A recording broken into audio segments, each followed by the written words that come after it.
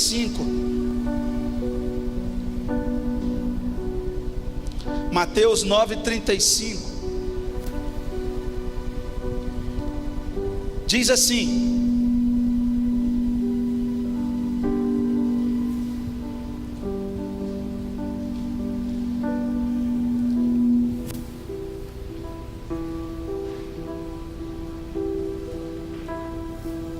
e percorria Jesus todas as cidades e povoados, ensinando nas sinagogas, pregando o evangelho do reino e curando toda sorte de doenças e enfermidades. Vendo ele as multidões, compadeceu-se delas, porque estavam aflitas e exaustas como ovelhas que não têm pastor. E então se dirigiu a seus discípulos: a seara na verdade é grande, mas os trabalhadores são poucos. Rogai, pois, ao Senhor da seara que mande trabalhadores para a sua seara. Quantos dizem amém? Amém. Pode sentar, meu amado. Muito bem. Eu quero compartilhar nesta noite sobre o tema que me foi pedido: o evangelismo no modelo de Jesus. O título é esse: o evangelismo no modelo de Jesus. Antes de vir aqui nessa vez, há poucos meses, pastor Roberto, eu estava pregando na Colômbia sobre os 6 aspectos ou 6 hábitos de vida que o cristão deve ter de uma maneira normal, de uma vida cristã normal. Então nós estávamos falando sobre uma vida de oração, uma vida na palavra, uma vida de jejum, uma vida de congregar, uma vida que contribui, de contribuição, de dízimos e ofertas, e uma vida de evangelização. 6 aspectos de uma vida cristã normal. 6 aspectos de uma vida cristã saudável para todo cristão verdadeiro. E nós estávamos falando sobre isso ser algo que flui naturalmente na vida de quem é nascido de novo.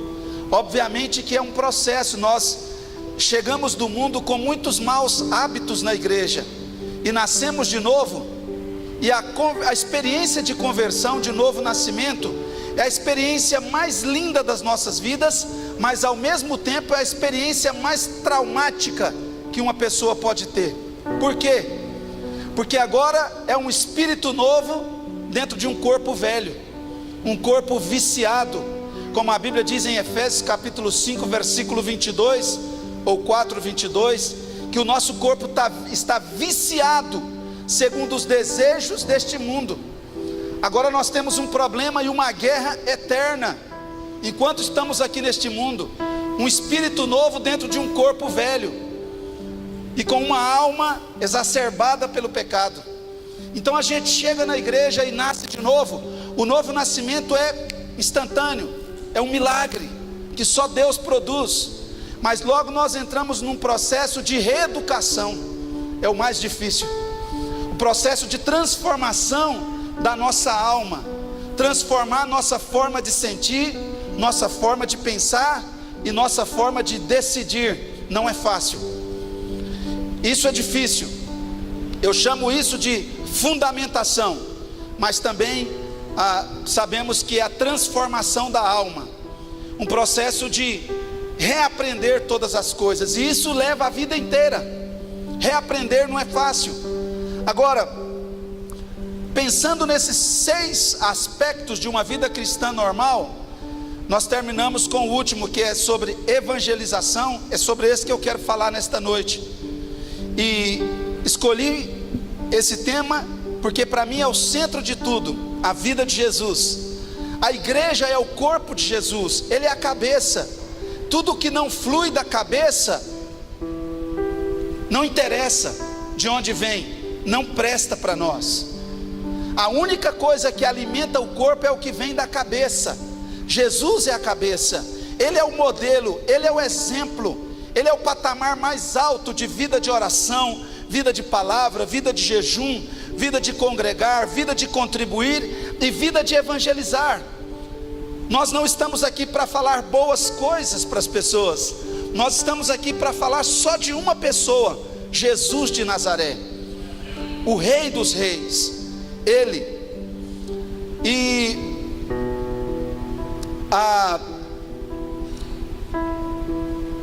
esse último aspecto, como imitar o exemplo de Jesus, o modelo de Jesus de evangelização, é o que nós queremos tocar nesta noite. Tudo isso na verdade aponta para isso, para nós sermos frutíferos no Senhor. Todos os modelos de evangelização são bons, todos deixam algum resultado. Provérbio capítulo 14, versículo 23, a Bíblia diz: todo trabalho ou toda labor deixa fruto, mas as palavras, somente palavras, não deixam nada. E todos os modelos devem ter dois elementos pelo menos: vida e estratégia. Fala comigo: vida e estratégia. Não importa a estratégia, se nós temos a vida vai produzir vida. Agora, quanto melhor for a nossa estratégia, mais vida vai produzir. Agora, nós temos que levar a vida de Jesus, e se nós pudermos ter a estratégia de Jesus, melhor ainda. A vida de Deus e a estratégia em Deus para evangelizar como Jesus evangelizou.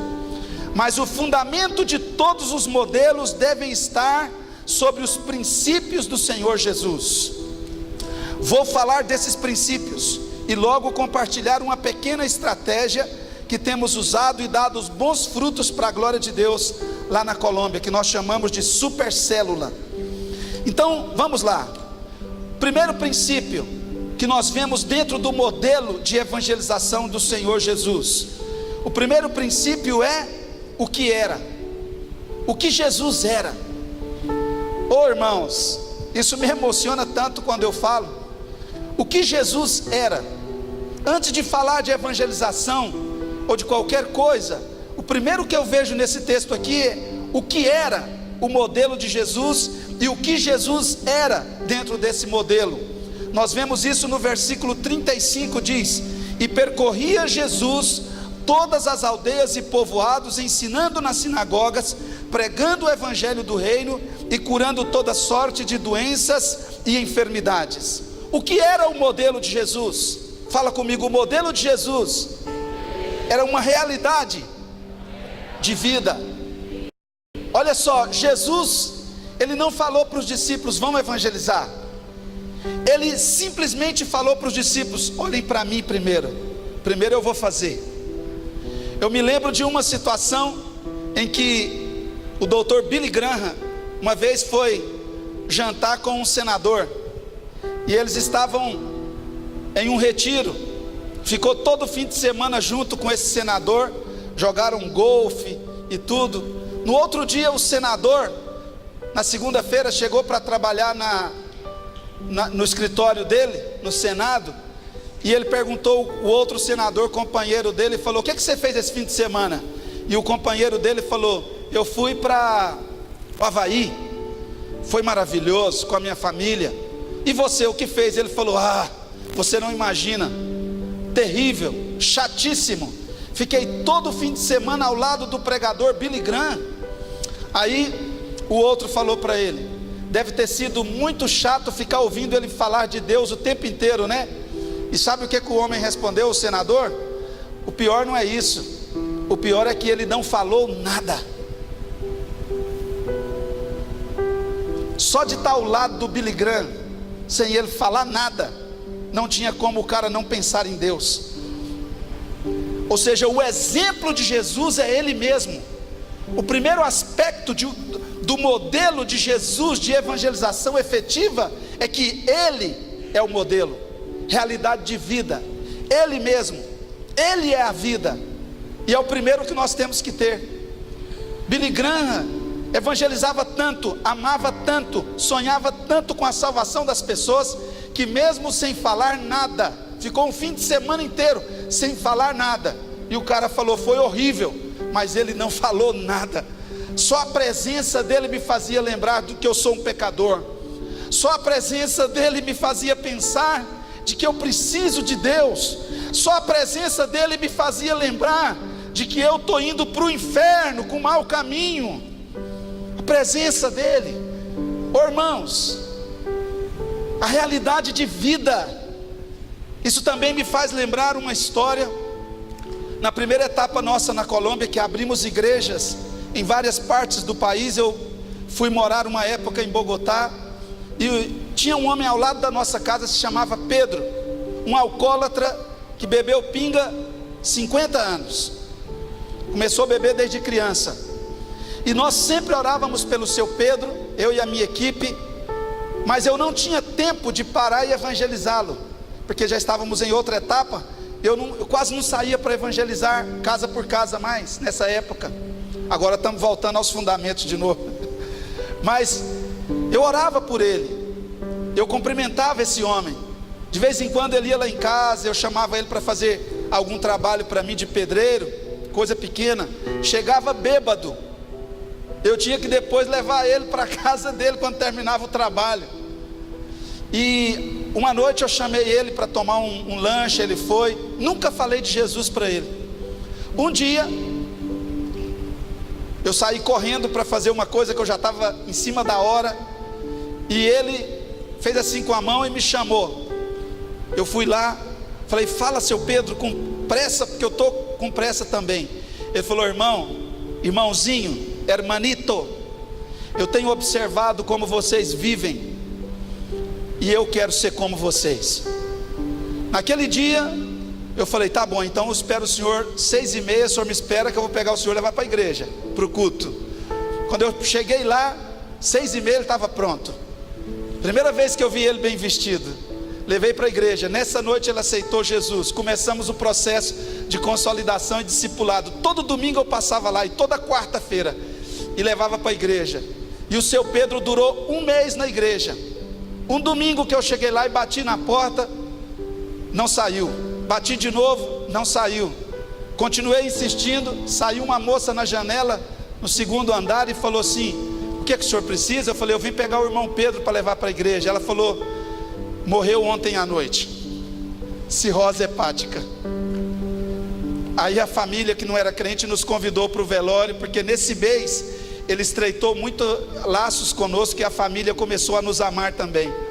Fomos fazer o velório, e sabe o que a família dele falou? Foi a primeira vez que nós vimos o nosso pai sóbrio durante 1 mês. Nunca tínhamos visto ele sóbrio nem um dia, porque bebia todo dia.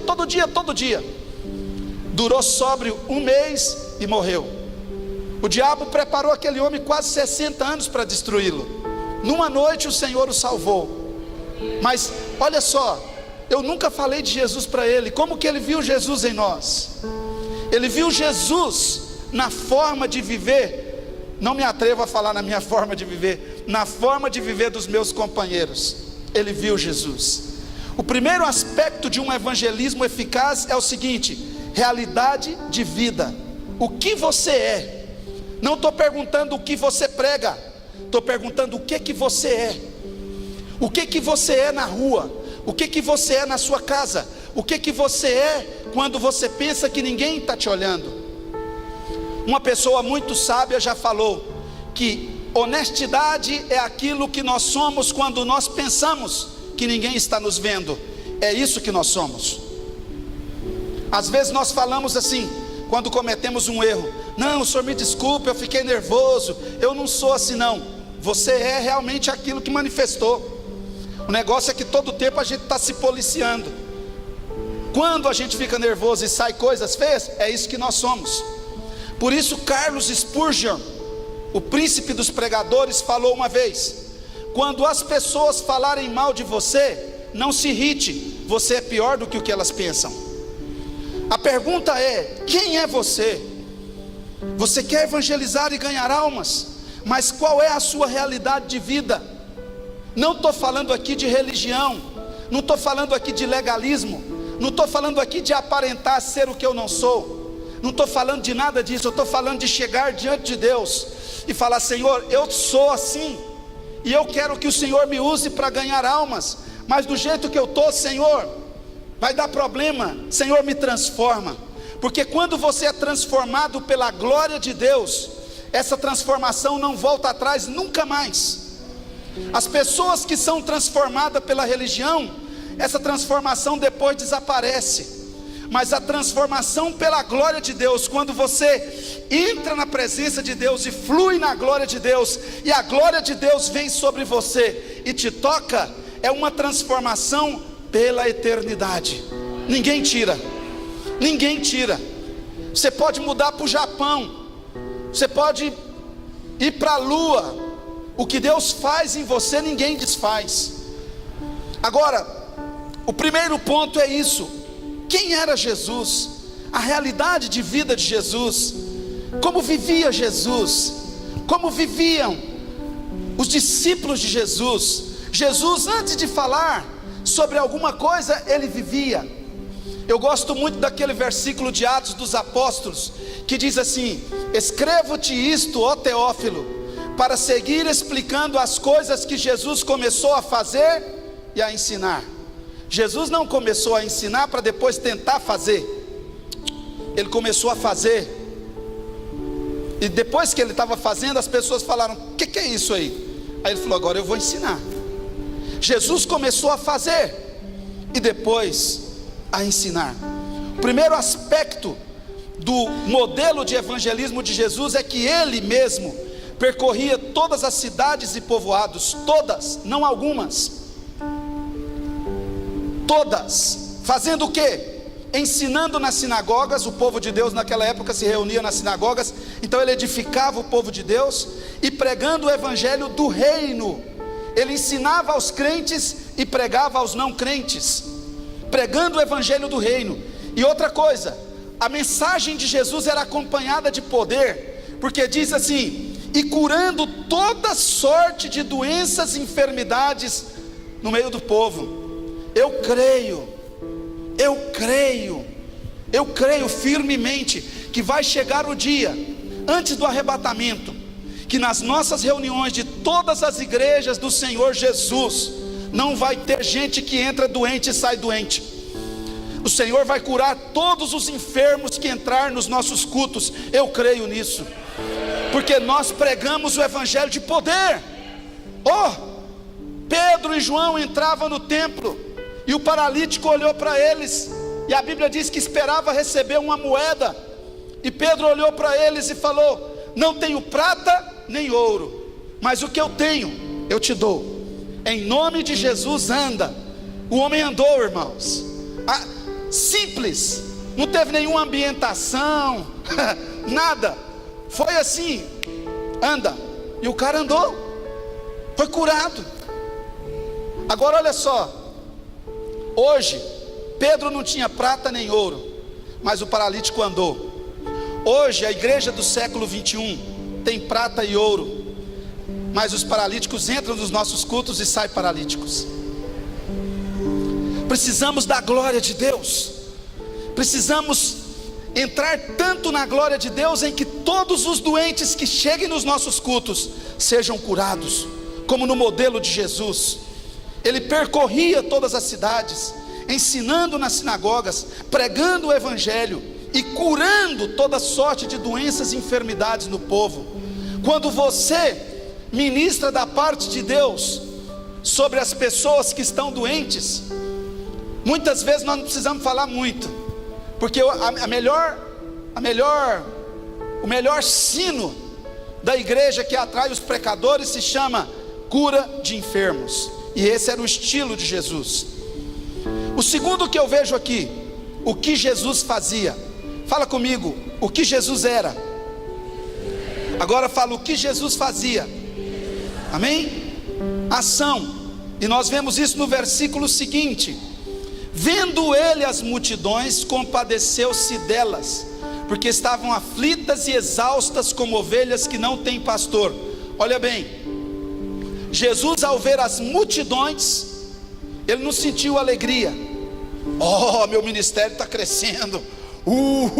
Não, ele sentiu compaixão, porque ele sabia que cada uma daquelas pessoas tinha uma aflição, tinha um problema, tinha um pecado que não conseguia deixar. Cada uma daquelas pessoas vinha morrendo por dentro, sorrindo por fora e morrendo por dentro. Ele sentiu compaixão. Outra coisa, Nós vemos às vezes as multidões que estão dentro das nossas igrejas, mas o Senhor olha para a multidão que está lá fora. Irmãos, um irmão estava aqui outro dia em Goiânia, de uma igreja muito grande em Goiânia, assim, um irmão muito querido, que eu amo muito e falo com respeito e carinho, não falo criticando não, mas falo para a gente aprender algo de tudo, amém? Ele estava falando para mim: pastor, a nossa igreja encheu Serra Dourada, assim, com um orgulho, com uma atitude de desprezo pelas demais igrejas. Aí eu falei: irmão, você sabe quantas pessoas estão sem Deus em Goiânia? O que é um Serra Dourada? Você está feliz porque encheu um Serra Dourada? Em Goiânia há 500 Serra Dourada indo para o inferno. Esse é o nosso problema. Nós olhamos o que está aqui e Deus está olhando o que está lá. Deixa eu te falar uma coisa: Deus não fecha com igreja nenhuma. Ninguém é dono de Deus. A terra é do Senhor e Ele cuida da sua terra. Os olhos do Senhor passeiam por toda a terra, diz a Bíblia, buscando aqueles que têm um coração para Ele. Irmãos, os olhos do Senhor estão para fora, não estão para dentro, para fora. E olha só, falei mais para aquele irmão com muito carinho.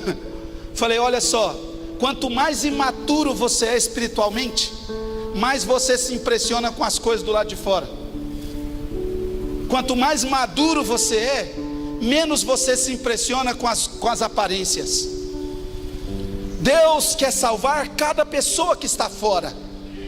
A Bíblia diz que o pastor, o bom pastor, é aquele que deixou as 99 no aprisco. Você sabe onde era o aprisco? No meio do deserto. Ele não deixou elas jogadas, não, no aprisco, bem cuidadas, mas sem o pastor por um tempo, para ir buscar a ovelha. Então, segundo é a ação. Vendo ele as multidões de fora, sentiu compaixão. O que você sente quando vê a multidão? O que você sente? O modelo de Jesus é sentir compaixão, porque estavam aflitas e exaustas como ovelhas que não têm pastor. Você sabia que a ovelha é o único animal do ecossistema, é o único animal que não tem defesa própria? Qualquer animal que você mexer com ele, ele vai se defender. Você bate num cachorro, tenta bater num pitbull para você ver. Você faz só uma vez. Você tenta bater num pitbull, num leão, num cavalo. Eu tinha uma tia que foi mexer com o cavalo uma vez, a tia Helena. O cavalo deu um coice nela e ela saiu voando assim. Todos os animais se defendem, menos a ovelha. Por que Deus usa o modelo de ovelha para nós? A ovelha só tem uma saída para ser defendida. Ela depende do pastor. O pastor que tem que defender a ovelha. E o Senhor diz que Ele viu as pessoas como ovelhas sem pastor. O grande chamado de Deus é pastores que queiram cuidar dos milhares e milhões de ovelhas hoje no mundo que não tem pastor. Viu as pessoas como ovelhas sem pastor. Uma pessoa não pode espiritualmente sobreviver sem um pastor. Eu encontro hoje nas igrejas muitas vezes pessoas, por onde a gente passa, pregando o evangelho, apoiando igrejas, participando de rede de igrejas, muitas vezes em coisas que Deus está fazendo. Eu encontro muitas pessoas que às vezes eu prego numa igreja, ele está lá, vem na frente, recebe, é uma maravilha. Aí vou pregar em outra igreja, ele está lá também, vem na frente, recebe, uma maravilha. Aí vou em outra, está lá também. Falo: irmão, de que igreja você é? De todas. Falo: não. Qual é o seu pastor? Muitas pessoas hoje querem ser ovelhas sem ter pastor. Não funciona. Não funciona. Ele viu como ovelhas sem pastor, que precisavam de pastores. Agora, o terceiro ponto que eu vejo aqui, o que via. Então fala comigo outra vez. Primeiro, o que era, fala o que era. Segundo, o que fazia. Terceiro, o que via. Amém? a visão, a motivação, a compaixão de Jesus. Já falei isso, mas vou ler o que eu escrevi aqui. Ele via os que estão lá fora, além dos que estão aqui dentro. Ele sentia compaixão, não orgulho. Jesus sentia amor verdadeiro, e não somente as consequências do amor. Se o que fazemos não nos faz melhores do que somos, então não é amor. A motivação verdadeira do Senhor Jesus era o amor, a compaixão. Vamos lá para o quarto. Fala comigo no quarto. Com quem ia? Pode falar de novo, com quem ia? Amém? Versículo 37. E então se dirigiu a seus discípulos. A seara na verdade é grande, mas os trabalhadores são poucos. Olha só, Jesus viu a multidão, mas ele não se dirigiu à multidão, ele se dirigiu aos seus discípulos. Jesus tinha uma equipe com ele, homens que andavam com ele. Ele se dirige aos discípulos. É a mesma coisa que acontece hoje. Deus sente no seu coração a compaixão pelo mundo perdido, mas Deus não se dirige ao mundo, porque o mundo não pode ouvir a voz de Deus, porque Deus é espírito. Nós só podemos relacionar com Deus em espírito. Agora o mundo está espiritualmente morto, eles não podem ouvir a voz do Senhor. O Senhor sente compaixão pelo mundo, mas Ele não se dirige ao mundo, Ele se dirige aos seus discípulos, à igreja, a nós. E a mesma coisa que Ele falou, Ele fala hoje. A seara, na verdade, é grande. Se a seara na época de Jesus era grande, que era alguns milhões de pessoas no mundo, alguns milhões, hoje somos mais de 7 bilhões no mundo. Desses mais de 7 bilhões, mais da metade, mais de 3 bilhões e 500 milhões de pessoas no mundo, nunca teve a oportunidade de ouvir o Evangelho face to face, pessoa a pessoa. Já leu um folheto, viu um programa na televisão, mas não pessoa a pessoa, não teve a oportunidade de ser discipulado pessoa a pessoa. Mais de 3 bilhões, 500 milhões no mundo. Ainda existem no mundo hoje, segundo os estudos mais sérios, mais de 3 mil povos não alcançados, em que não há nenhuma igreja entre eles, nenhum cristão conhecido entre eles. Jesus falou há tantos anos atrás que a seara era grande. Como que Ele falaria hoje? A seara é grandíssima, é imensa. A seara é incontável. Com quem ia? Ele ia com os seus discípulos. Olha bem, o Senhor falou na grande comissão: eis aqui que eu estou convosco até o fim do mundo. Até onde você tiver fé para ir, o Senhor vai com você. Se você tem fé para ir na esquina com Deus, Deus vai até a esquina com você. Se você tem fé para ir para a Colômbia com Deus, Deus vai até a Colômbia com você. Mas se você tem fé para ir à China com Deus, Deus vai até a China com você. Ele falou: eis aqui estou convosco até o fim do mundo, até a consumação dos séculos. Nós não podemos mandar Deus fazer o que Ele já nos mandou fazer. Ele nos falou: ide e fazei discípulos. Muitas vezes nós ficamos reunidos e oramos, né? Senhor, traz as almas. Quantas vezes eu falo para os líderes de células lá na Colômbia da nossa igreja, eu reúno os líderes às vezes para motivá-los e falo: filho, eles me perguntam: pastor, como é que eu faço para crescer? Como é que eu faço para ganhar almas? Eu vejo que o senhor chegou aqui sem nada e começou a ganhar almas. Como é que eu faço, pastor? Eu falo: filho, para de orar na célula para Deus trazer as almas. Esse é trabalho seu. Ora menos e vai mais. Não estou falando para você parar de orar, não. Foi só uma força de expressão. Quanto mais orar, melhor. Mas às vezes o líder fica lá na célula assim: Senhor, manda as almas, Senhor. E o Senhor fala: eu já mandei você buscar elas. Como é que é isso? O Senhor nos manda fazer algo e nós devolvemos para Ele. Não. Se você tem fé para ir na esquina buscar almas, Deus vai com você. E você pode ter certeza que você vem com alguém. Se você tiver fé para ir, como nós fazíamos aqui antigamente, né? orávamos a noite inteira, e no outro dia saíamos, entrávamos nos ônibus. O meu púlpito aqui em Goiânia era os ônibus, os terminais, os prostíbulos.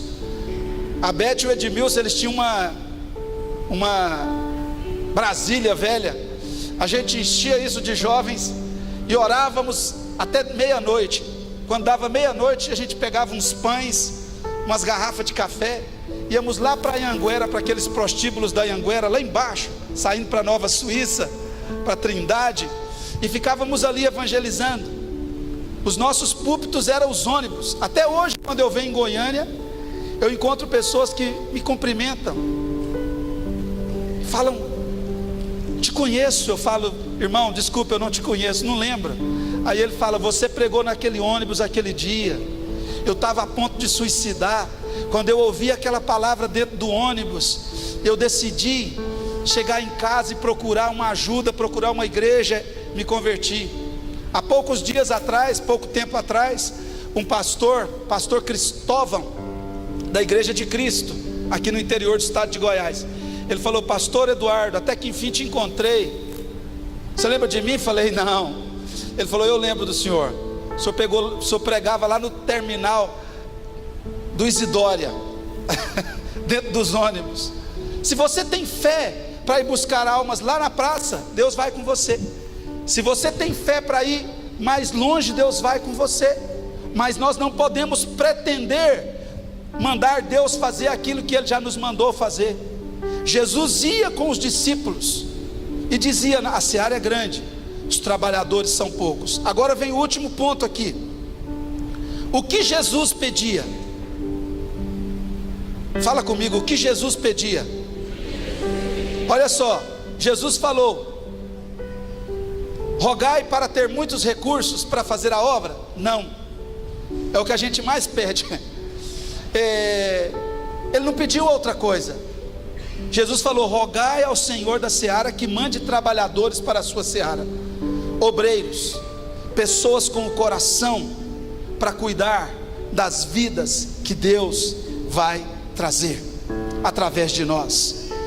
Jesus orava por discipuladores, por obreiros, por pessoas que quisessem trabalhar, que quisessem servir, que quisessem ser instrumentos nas mãos dele.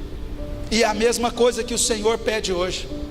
Então nós vemos no modelo de Jesus o que ele era, o que ele fazia, o que ele via, com quem ele ia e o que ele pedia. Esse é o modelo de Jesus. Agora, lá na Colômbia, nós adaptamos um exemplo, pastor, chamado Supercélula. Supercélula é um evento que a gente faz em todos os grupos uma vez por mês. Todas as células, quando é o primeiro quarta-feira do mês, os irmãos, o líder da célula fala com as pessoas, cada um dá um nome de uma pessoa. Foi uma estratégia que Deus nos deu. Cada um dá o nome de uma pessoa pela qual nós vamos jejuar e orar uma semana. Aí jejuamos e oramos uma semana por aquelas pessoas, todo mundo junto. Na outra semana é a semana de preparar a supercélula. Cada um sai para buscar aquelas pessoas que nós colocamos na lista. E na terceira célula do mês, nós trazemos essas pessoas para os grupos.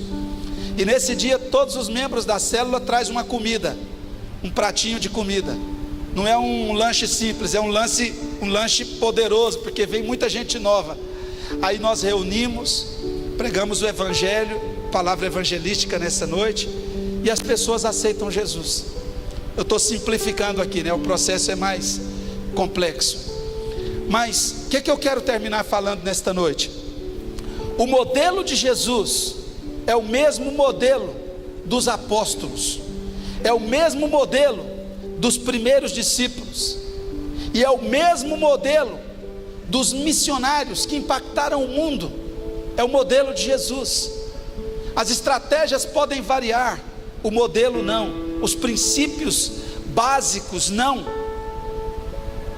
O que ele era, o que ele via, o que ele fazia. Quero te falar uma coisa: antes de nós falarmos de Deus, nós temos que estar cheios de Deus, conquistados pelo Senhor. Quando você está cheio de Deus, sabe o que vai acontecer? Você não vai conseguir falar para todas as pessoas que querem. Você vai ter um santo problema. Todo mundo vai querer estar com você e você não vai ter tempo. Aqui em Goiânia agora, quando a gente vem, o tempo é muito limitado e temos muitas coisas para fazer, igrejas para ir, pastores, reuniões, não é fácil, mas Deus sempre nos ajuda. E às vezes, irmãos, eu estou tão cansado.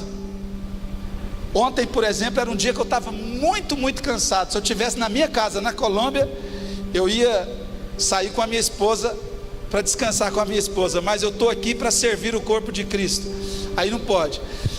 E sempre que eu estou muito cansado e me convidam para pregar, que eu vou pensar em reclamar, em falar assim: ai Deus, eu estou cansado. Quando eu vou pensar, eu lembro do papel higiênico. Você sabe da história do papel higiênico e a escova de dente? A escova de dente estava reclamando muito e falando: meu trabalho é o pior do mundo, eu tenho que limpar a boca das pessoas, boca suja. O papel higiênico chegou e falou assim: você não sabe o que eu tenho que fazer todo dia. Quando eu lembro do papel higiênico, eu falo assim: não, eu estou muito bem. Sempre que a gente vai reclamar por estar ganhando almas, por estar evangelizando, por não ter tempo para nada mais, por estar sendo consumido por Deus, sempre que eu vou pensar, Deus me lembra, fala: lembra do papel higiênico. Eu quero terminar nesta noite te falando algo. O modelo de Jesus é o mesmo modelo para hoje. Eu sei que essa é uma igreja séria, que trabalha em células, que tem redes, muito organizada, uma igreja doutrinada, com excelente pastor, excelentes obreiros. Quem conhece os filhos, conhece o pai. Pelo comportamento dos filhos eu posso saber como são os pais. Eu sei que é uma igreja séria que faz. Eu não vim aqui para ensinar nada novo, eu vim aqui só para trazer uma palavra de motivação para você. Deus quer usar você. Deus quer usar você. Deus quer consumir você primeiro, e depois quer usar você para consumir outros. Deus quer usar você para ajudar a levantar a igreja gloriosa. Eu creio, irmãos, que o Senhor está edificando a igreja gloriosa. Olha, eu não gosto de falar, de estar em rodinha falando das dificuldades da igreja, porque eu creio numa igreja gloriosa. O Senhor cuida dela. Vou te falar uma coisa, já vou terminar. Eu sou casado, eu amo a minha esposa. Se alguém falar mal da minha esposa para mim, ele vai durar 3 segundos de pé. Depois ele vai conhecer como é que é uma ambulância pelo lado de dentro. Não posso aceitar falar mal da minha esposa para mim, não é? A minha esposa é uma princesa que Deus me deu para transformar em rainha. Alguns homens pegam uma rainha e transformam em borralheira. Eu estou tentando transformar minha esposa em rainha. Agora, Jesus, no Salmo profético, Salmo 45, que está na Bíblia, 45 versículo 9, a Bíblia diz que à sua direita está a rainha adornada com ouro de Ofir. A igreja hoje é a noiva de Jesus. No arrebatamento a igreja vai ser a esposa, mas depois no milênio a igreja já é a rainha adornada com ouro de Ofir. Jesus cuida da igreja. Não importa as dificuldades, os problemas que tem a igreja, o Senhor cuida dela.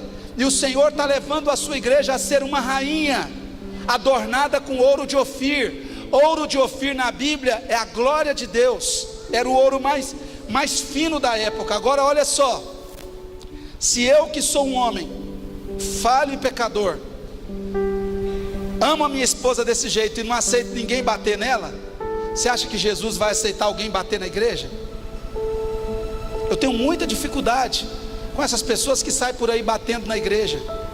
Não significa que não podemos ensinar para a igreja, claro que sim.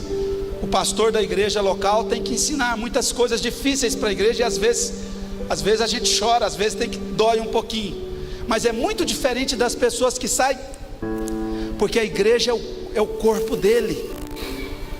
Se quem bate na minha esposa vai ter problema comigo, quem bate na igreja vai ter problema com quem? Deixa eu te falar, o Senhor está te chamando para ser parte dessa igreja gloriosa, não para ajudar a desfazer, mas para ajudar a fazer.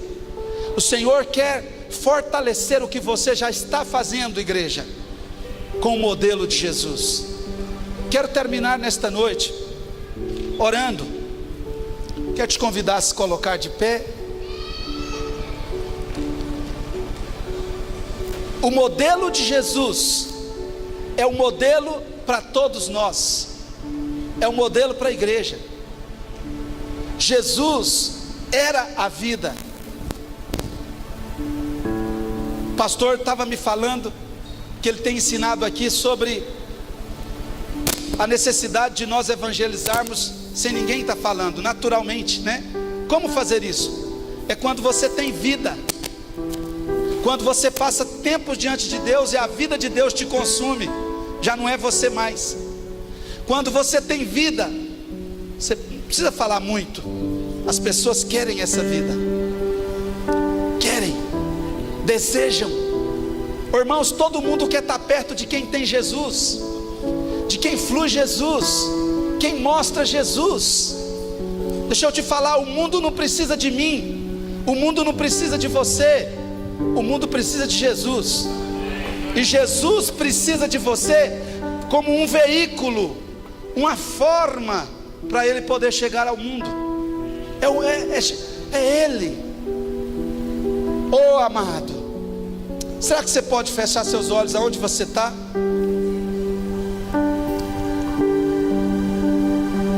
Eu não vim aqui para falar nada novo, eu vim aqui só para te falar que o Senhor está preparando você para ser parte dessa igreja gloriosa, que será a rainha adornada com ouro de Ofir, ao lado do rei. Eu creio numa igreja gloriosa.